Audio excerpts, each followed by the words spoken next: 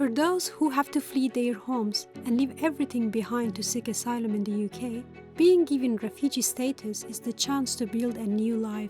From family to finding work and studying to making new friends and communities. This film follows 5 refugees as they take these first steps in the UK. And it has also been made by refugees, me, and 4 others who have been building our lives here too. These are their stories.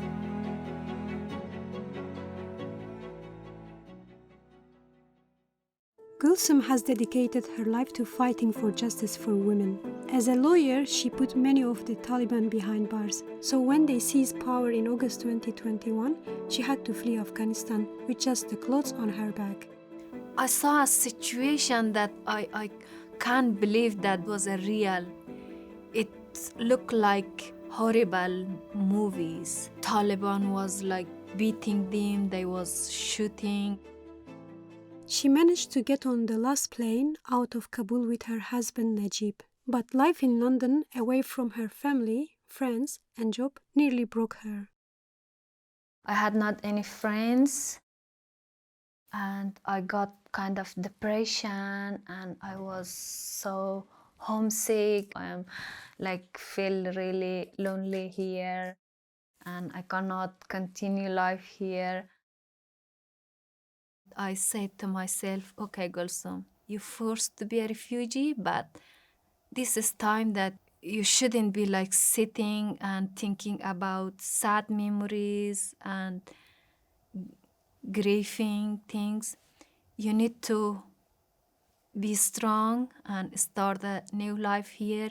You need to learn the language, you need to learn the skills that be adapted in UK society.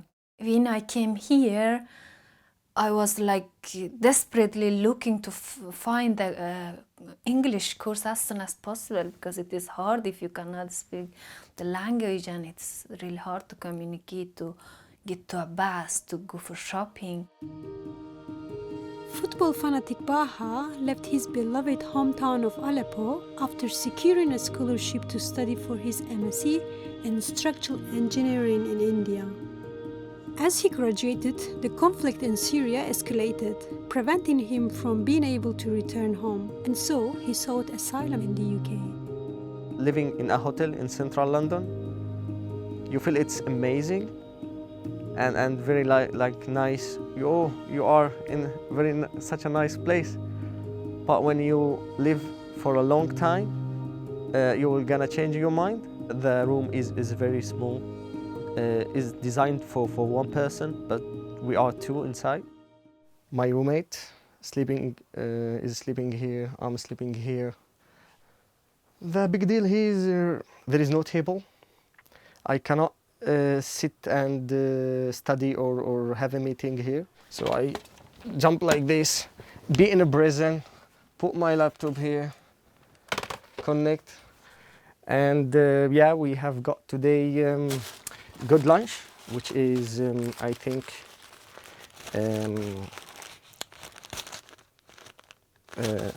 what's called tandoori? Yeah, tandoori kitchen. Tandoori. Oh, I thought the white one, but is this one different? Despite being given leave to remain, he's still waiting for his papers, which means he cannot move on from his hotel. In some cases, this process can take months or even years. When Zarith exposed one of the biggest corruption cases in Southeast Asia, he didn't know that this would nearly cost him his life and force him to flee his homeland. I realized that my life is in danger because the deputy prosecutor was found dead while he was drafting the charges against the Prime Minister. Sarit wants to get back to work, but like Baha, living in a hotel is making it really hard to follow his dreams. I was being transferred to Cheshire because I've been put away in the middle of nowhere, to be honest. And at that time, I was still doing 2 different courses actually with the University of East London.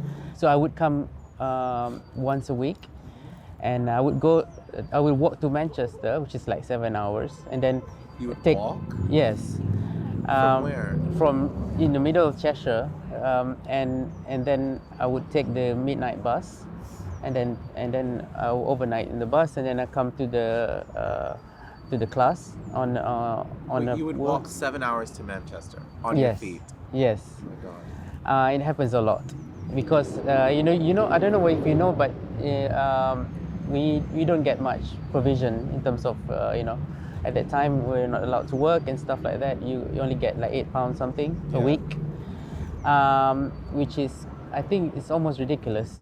I was moved from Cheshire to North London. There were 454 people in the hotel.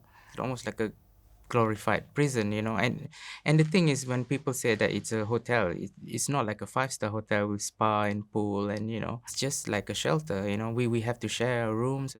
Which doesn't help with his love life. So he has convinced a friend to lend him his kitchen so he can cook a romantic meal for his French boyfriend. I'm cooking for Alex, that we would have like our one-to-one time, which we rarely have. So what does it look like? Oh, it looks amazing, babe. Look. Your creme anglais, wait, creme français. Custard, Français. In Nigeria, same-sex activity is illegal and can be punished with the death penalty. When he was only 21 years old, Joel organized the first ever Nigeria Pride. It was time, there's no pride, so it was just time. And then I was like, you know what, let's do this. And then it's not like there were like lots of plans, and I just started. Lagos and Abuja, these are the locations, let's go. I was hyperventilating, I remember, and it was the city gate, that's where it started. It was more than anything a protest, as much as it was about educating ourselves and by extension, the Nigerian people and hopefully the African diaspora. After Pride, we became people of interest. They started looking for us. They were like, circulars passed. I saw my face, everywhere else. And then my mom was like, you have to go, because I did tell her what had happened. She was like, you cannot stay here anymore. You have to go. Joel managed to escape, but his problems were far from over when he got to the UK. I was placed in a detention center. So it's the largest detention center in all of Europe. It holds at least 700 men. And I remember them telling me, you'll be fine. But I wasn't. And then what happened there? Horror. It was just horror. It was a shit show. I remember everything. From being with a security in front of me, walking down, would I say aisle, with different rooms and people calling names and screaming and, derogatory terms. And he did nothing until we were outside. He said, if that happens again, you should report to security. But your security.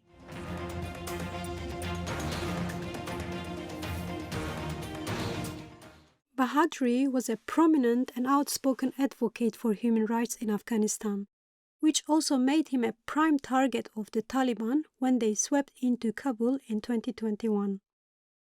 Well, I was in the office with all my staffs, and just I was watching on the Facebook, just seeing the couple of pictures that the Taliban are just on just 3 kilometers away from my office. I was waiting to be arrested or somehow to be killed.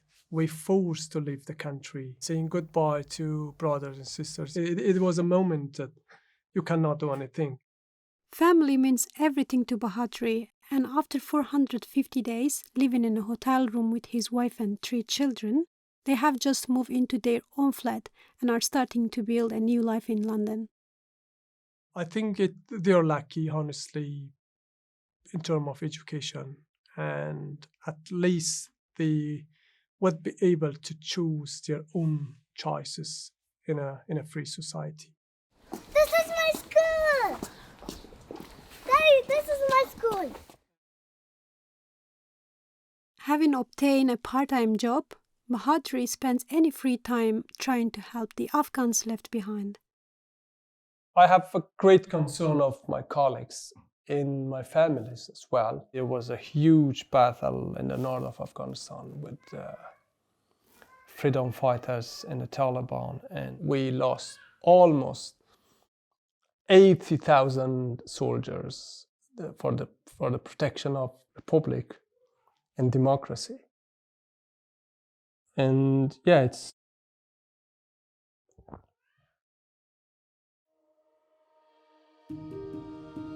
Baha is also trying to settle into British life.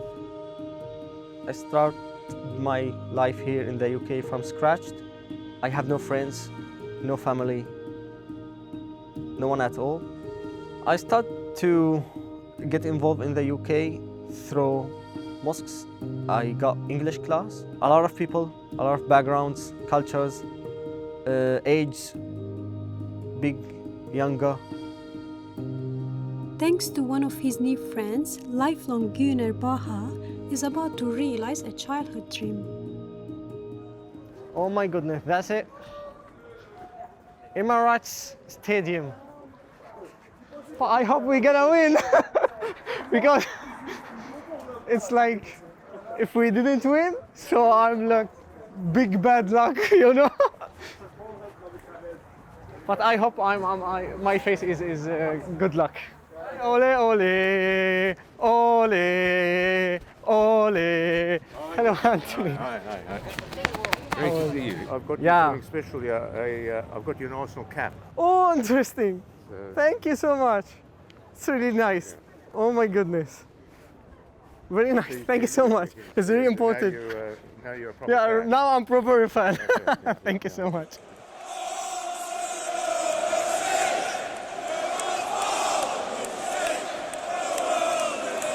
The environment there really amazing. How they are shouting, and I came back that day like without any voice.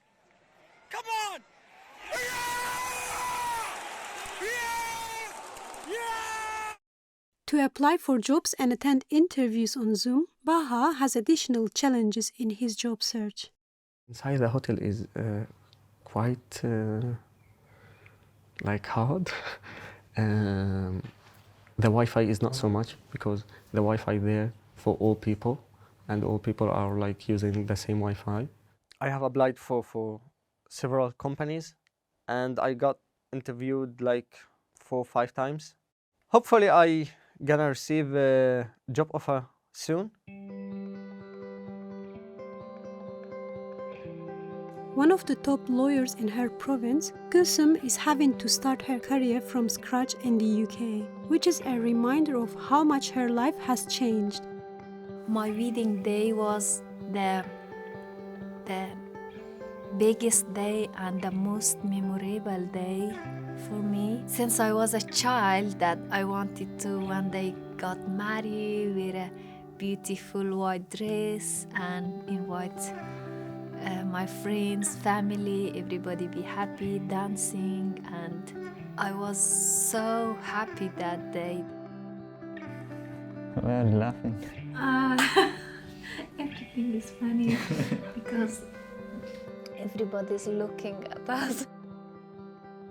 I missed this gathering. Everybody was happy. For me, when I look at these pictures, I felt how life is like changing unexpectedly. So I never was expecting that time that I'm gonna one day move to London and start life there.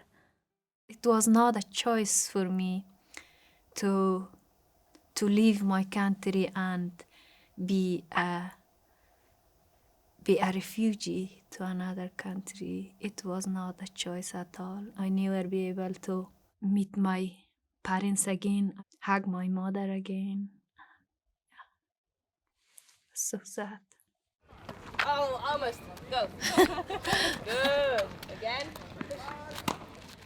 But she has found help in an altogether different court. It's helped me quite a lot with my mental health well-being. It's kind of relieve your tension, and when you're talking to the people after tennis, it is a friendly environment, and you're not like feeling that I'm refugee somewhere. You feel I'm in home, and I have got nice friends. I'm going to start a new job tomorrow. I'm so excited actually.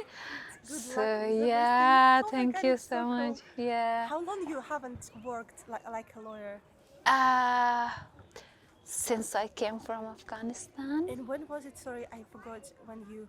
I came here in 2021 when the Taliban took over Afghanistan. 2 years. Yeah, 2 years. Oh my God! I've been, finally. yeah, finally. I been so, yeah, I was working as a lawyer over there, and since I came here, I was looking back to go again in law, and I really missed working.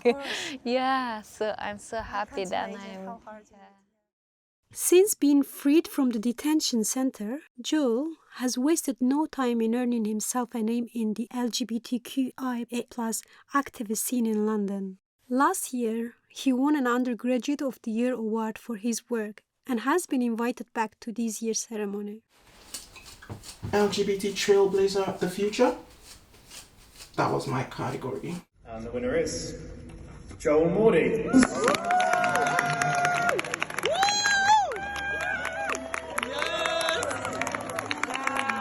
I don't know, it's an award show, so maybe look the part. And as the previous winner, I have to come correct. I have to like what I see in the mirror, and then go. I like your food. Oh, thank you, I love you. Yeah. I think I see Joel, and they were like, "Are you sure?" And I went, "I see a very, very fabulous suit outside, so it's definitely got to be Joel, because nobody else could pull it off." That's kind of like that. What's going on? Yeah. With more than 200,000 followers on social, Joel is a hero to many, but is keen to point out that things are not always as they appear. Awards and events and, all of those things, like, it's such a huge contrast from my everyday life. After all of this, I'd go back to, tough life. He's continued to suffer homophobic abuse. Recently, he had to escape from attackers through the window of his bedroom and has had to move house. He's ripped everything apart. Jesus, Jesus, Jesus, Jesus, Jesus, Jesus, Jesus, no, Relax. Joe, relax. my laptop is gone. Okay. So, but you need to get out for your safety. As a founder who have this thriving nonprofit in Nigeria, and then the thing I've had to face here in England, and almost kind of like a charity case, not even almost kind of, I have been. I feel like sometimes I don't even belong there. Maybe imposter syndrome. Zarith is also finding out what the spotlight feels like whilst waiting on the outcome of his university applications. He is trying to keep himself busy by taking up a new hobby. My name is Zarith. This is my first time really actually doing the stand-up like properly. I have to go through Tinder and Grindr and all these things, and to meet guys. Somebody was asking me recently, if I'm into BDSM. So I just thought, naturally, yes. I'm into any religion. Thank you for receiving me, and hope to see you soon, guys. Again, thank you. Away from the mic stand, Zarith has been busy with his studies, which he hopes will help him to get his career back on track. We are going to get my certificate, which I have completed this Reconnect program that I have done for the last few months. It's also kind of give me the kick in the back to do a master's. So hopefully in September that I'll do this one. I can use that as well to propel into my next career. Who knows? Maybe I can be the next newsreader in the BBC. Bahadri is also starting his studies so that he can practice law in the UK. I'm really thinking about how I could be, a specialized lawyer, in terms of, representing human rights issues and immigration issues in the UK, and probably be one of the best, let's call it, practitioners in the field. Yeah. With his wife and children settling into UK life, Bahadri is now desperately trying to organize the safe evacuation of his sisters back in Afghanistan. Any woman and any girls who walks on the street of Kabul is under potential threat, maybe forced marriage or maybe be killed. I'm really thinking for them to be in a safe place and have the right to choose whatever they like to be. The German government agreed to help, but he has just received some devastating news. He was my brother and just updated about the case, and the Germany's program is now suspended. And that's the email was sent to Minister of Foreign Affairs, and we'll see what will happen next. After all the hardships he has faced, Joel has just received some exciting news, and he's celebrating with the tutor who helped him. I got into the University of Oxford. The induction, it was a lot of emails. I'm like, geez. I'm starting induction on the 27th. I'm just trying to like clear out my schedule and all of that. Because 8th Which of is not May, easy, because I really want to like do well on this program. Congratulations. Baha is meeting up with Anthony again to watch the football, but in a very different venue that offers a very different glimpse of British culture. This is my first time to enter a pub in the UK or generally in my life. Usually I watch on my phone or my laptop. I hope this night is our night. I hope so. I'm very nervous. So quite interesting. I see very crowded inside. Give you like nice what's called vibe or. And I saw some of the women were chatting you up. Directly. They spot on business, man. You're a very popular man. Yeah. Because very nice environment. You're gonna like forget anything during bad thing during your day or during your month. You change your what's called change your mood. Yeah. Improve your mood. Yeah. And Gulsom is also enjoying her night, albeit for different reasons. I'm super excited. Start work tomorrow. I can't wait. I think I'm gonna not sleep tonight. So I'm really excited, and I made my clothes ready for tomorrow. I chose these coats because it is like it has a light color, pink color. Pink is my favorite color. And also the light color mean to me that it is a hope, because I've been through a really dark situation and I am like seeing some light in front of myself, and I see some light in the future. So I chose a light color that it is like same as my feelings. When I was in Afghanistan, I have to wear a scarf and cover my hair completely. And here I have not to cover my hair. This is good.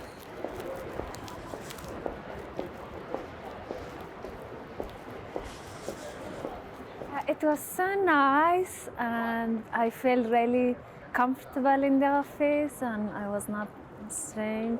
And I met some of my colleagues. Everybody was welcoming and friendly. Yeah, I feel that I am the lucky one who came from Afghanistan during the evacuation, that I have got the opportunity to work in central London. It's a really nice place to work. I think everybody wishes to work here. I have got job, I've got home, so now I'm able to live like a normal people. After all they have been through, and in spite of what they are still going through, these 5 refugees are full of hope for their new lives. Just like anyone else, they are looking to build a better future for themselves, achieve their dreams, and live their lives safe to be who they are.